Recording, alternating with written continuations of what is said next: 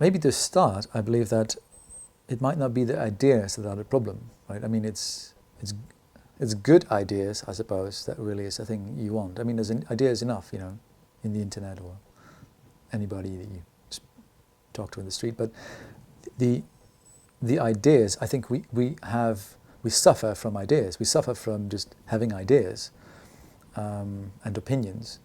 It's about the good ones. How do you get there? You know, and good ideas are born out of the muddy participation in the texture of life. And so, for the last 100 years, we've abstracted our lives and our education from reality more and more, abstracted from the particulars and the ambiguities into more abstracts and measurables. So, at the moment, my question is, how do we get back into the mud without losing ourselves in the mud, right?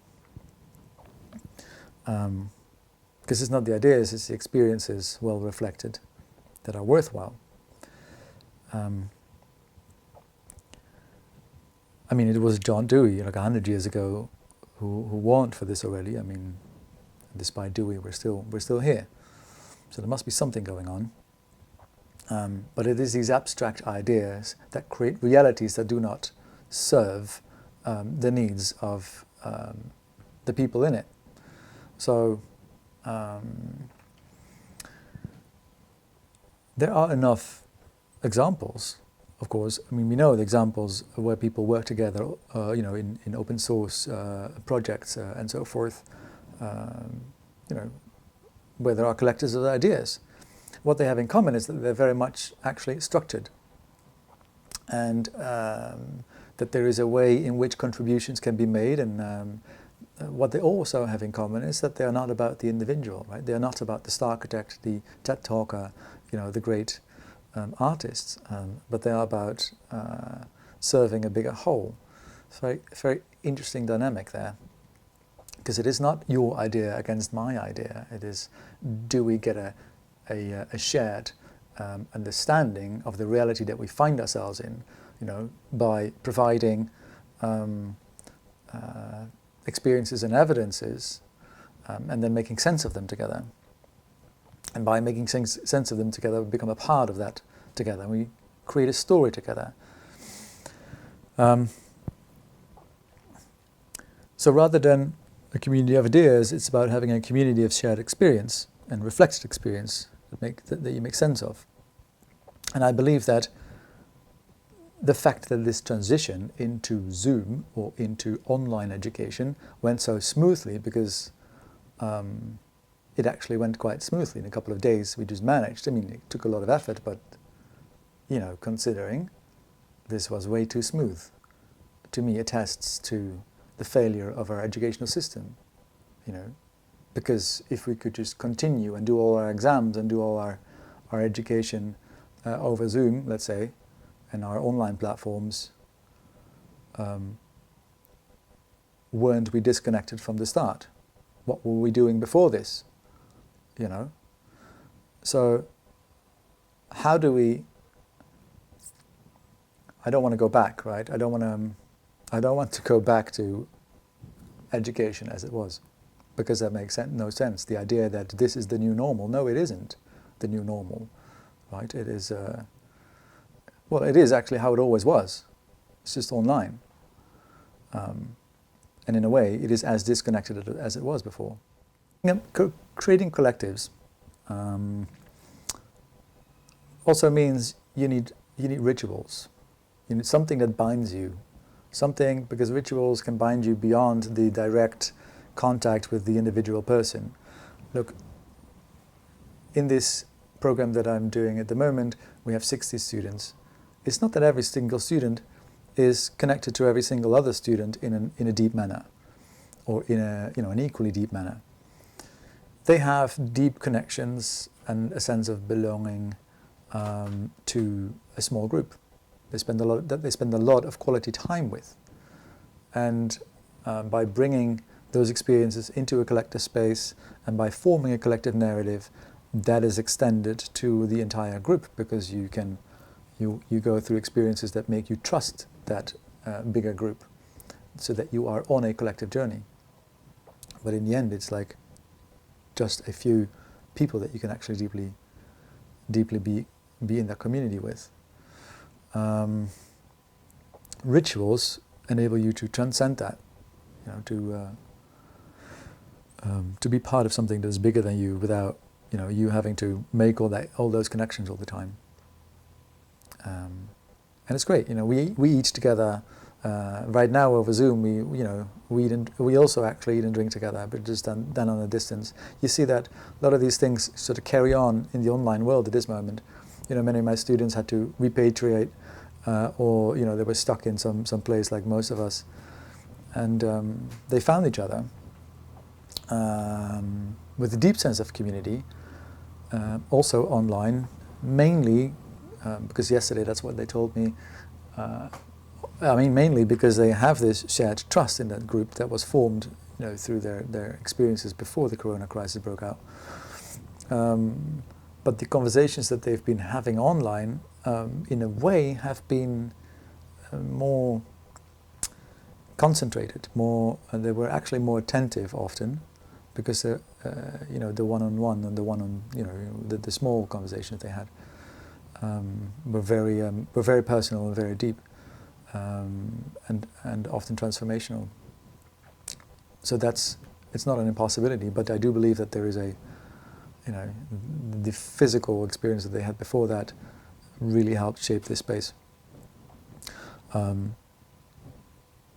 By which I also want to say, actually, I don't believe that we will ever or should aim to go to a place that is online, or that we should aim for a dematerialized education. That makes no sense whatsoever, with or without a pandemic. So what are some of the examples of communities of ideas that I've come across or that I'm involved in at the moment? The first example that I want to give is that of an academy for nature-inclusive farming. That is, we've been setting that up over the last year with farmers and farming communities that are trying to farm nature-inclusively. And these different farmers, we've really quickly realized, do not really like to be in a school. So we very quickly tried to find a way to bring the school to where they are at, which is on their land, because that's where all the important questions for them are, and they are urgently there, right, in the middle of it. My plant is participating in this conversation. And so right on the place, that's where their head is at, the crops have to be tended and so forth, right? So we tried to do that before the Corona crisis broke out by going to each other, going on learning journeys together on the sites, and looking at what's going on, particularly on this farm and that farm and that farm, and trying to support the knowledge and the learning experiences and the experts that sort of would feed into that. After the Corona crisis, it became very clear that we had to build this out, this whole idea. So, digitally also. So now they're sending out, knowledge requests and go on quests together to figure out and to tackle certain questions. They can invite experts and other members and peers to look with them on and to go with them on the certain quest that comes out of the land. So by making the land sort of like the place, the site, the host of the learning and the knowledge, you get a whole different kind of dynamic.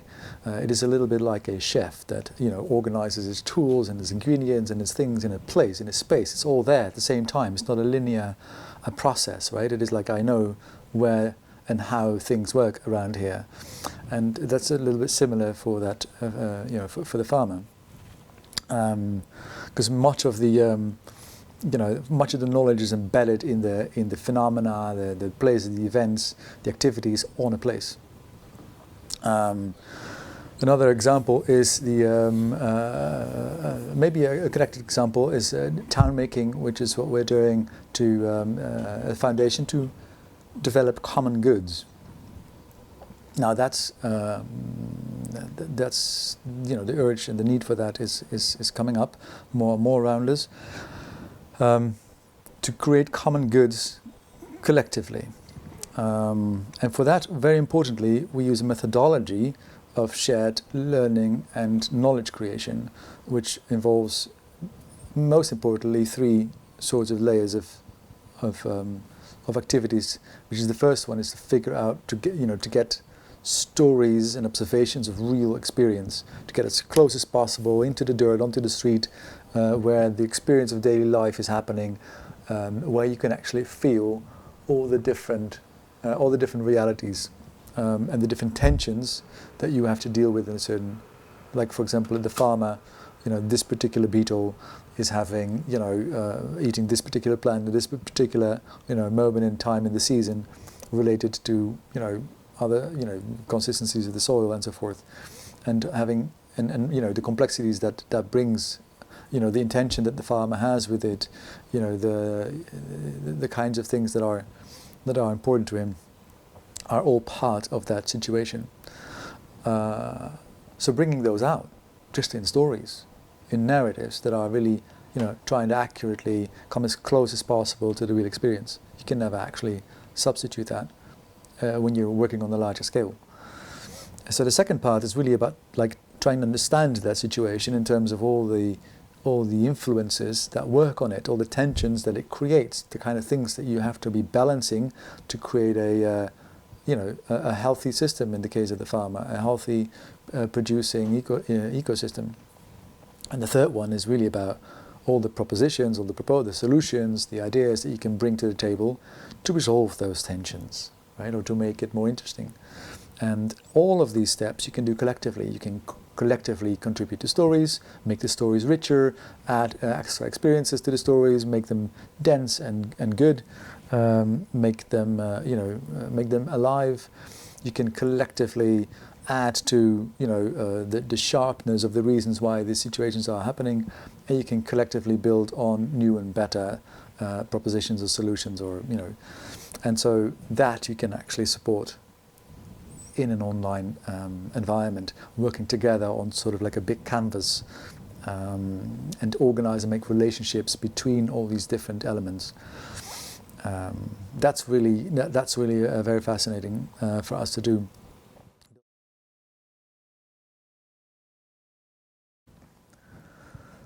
So are there ways in which people that are distributed can still form a collective force?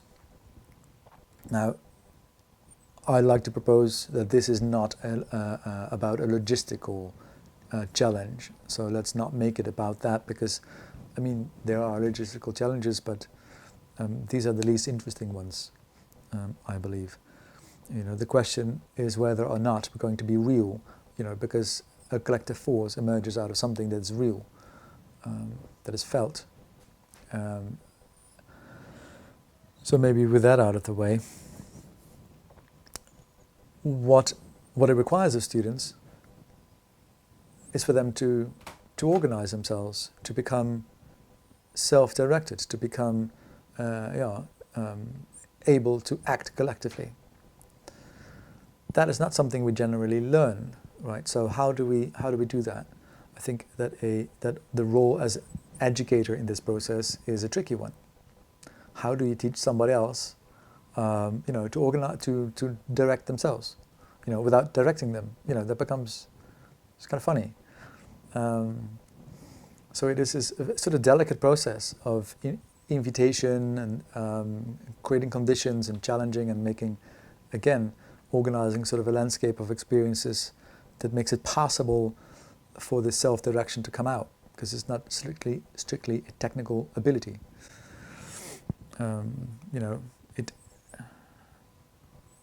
It starts with having a sense of why you are together, right? As I spoke about before, and then students need a way of communicating with each other, of making their thoughts collective again, but mainly that is a way of communicating, of having meaningful conversations, of having, ways of listening to what's really happening, or what somebody is really trying to say, what is coming out of the, collective contributions that people are making.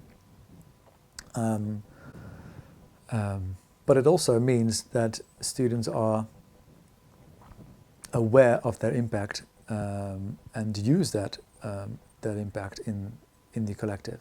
Sometimes that means staying on the side, supporting your neighbor. Sometimes it means stepping in and giving direction. And all of them can involve taking risk. For us as educators, that's often means sitting on your hands, which can be very comfortable, very uncomfortable. It's confusing sometimes. Am I here? What am I doing here? Am I going to intervene because I see that they're not doing what they're supposed to, or they're getting completely lost, or they're losing all their interest or engagement and get disconnected? Am I going to intervene, and how? Running the risk that I maybe take away the possibility for the learning experience. Am I taking over the thing that they're supposed to discover?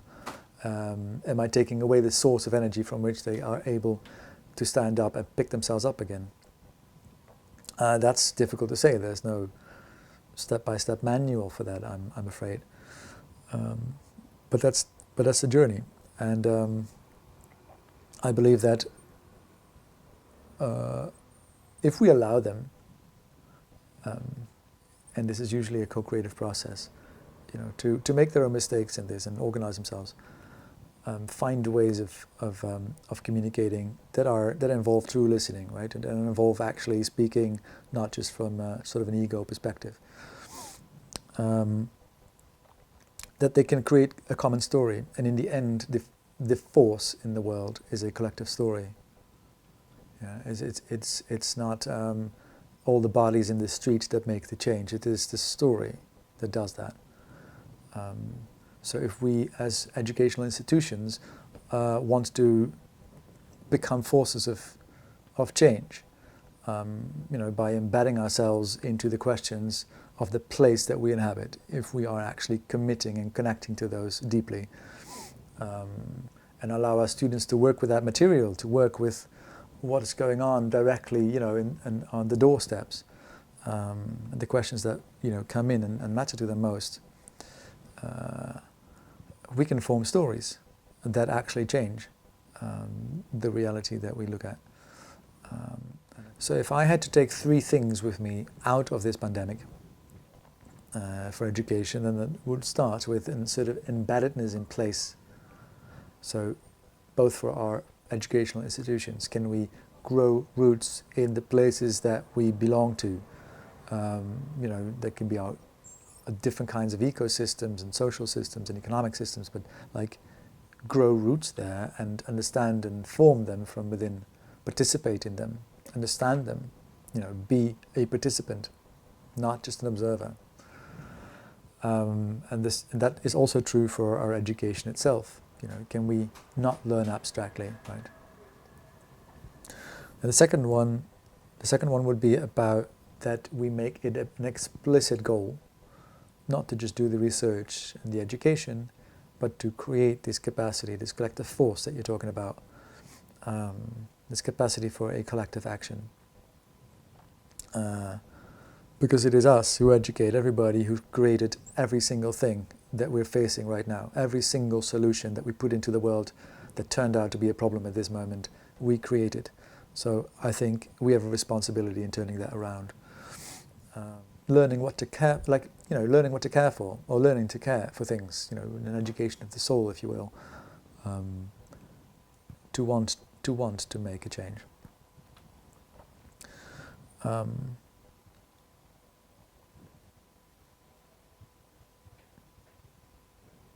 I think that's it. I'm going to leave it with that, guys. Looking forward to a conversation.